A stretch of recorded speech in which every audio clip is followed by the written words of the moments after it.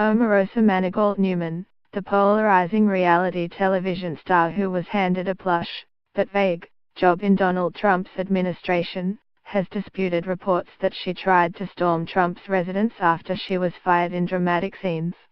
Manigault Newman, better known as just Omarosa, has had a close friendship with Trump for 14 years, dating back to when she became the breakout villain star in the first season of The Apprentice. When Trump launched his presidential campaign, she was one of few African Americans to campaign for him. In return, he gave her a job as the Director of Communications for the Office of Public Liaison, an office responsible for building community coalitions.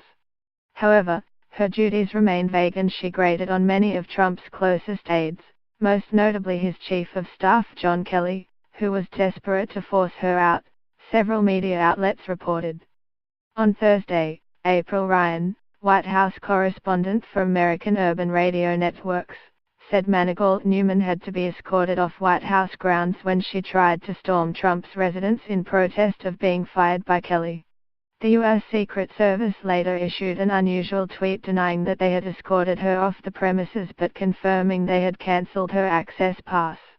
It contradicted a statement by White House spokeswoman Sarah Huckabee Sanders that Manigault Newman had resigned but would not depart until January the 20th. Manigault Newman hit back, saying in an interview on ABC's Good Morning America that she was not fired and one individual who has a personal vendetta had spread the fake narrative, apparently referring to Ryan. She said she had a candid discussion with Kelly and resigned because of incidents in the White House that made her uncomfortable.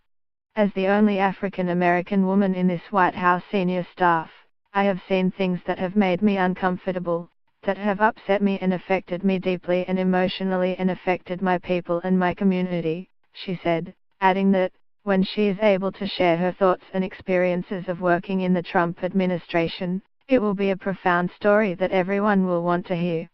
Her supporters suggested she had grown increasingly frustrated with the administration's handling of issues concerning race, such as Trump's responses to the white supremacist rally in Charlottesville and NFL players' national anthem protests. However, acting in an ill-defined capacity, Manigault struggled to make a connection with African American constituencies to support Trump's agenda and chafed at criticism that she had sold out her integrity for a White House job.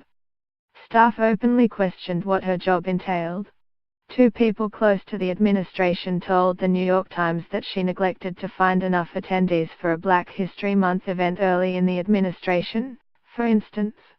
And the Office of Public Liaison became seen as what one person described to the Times as the island of misfit toys, where people who could be slotted into other roles were sent.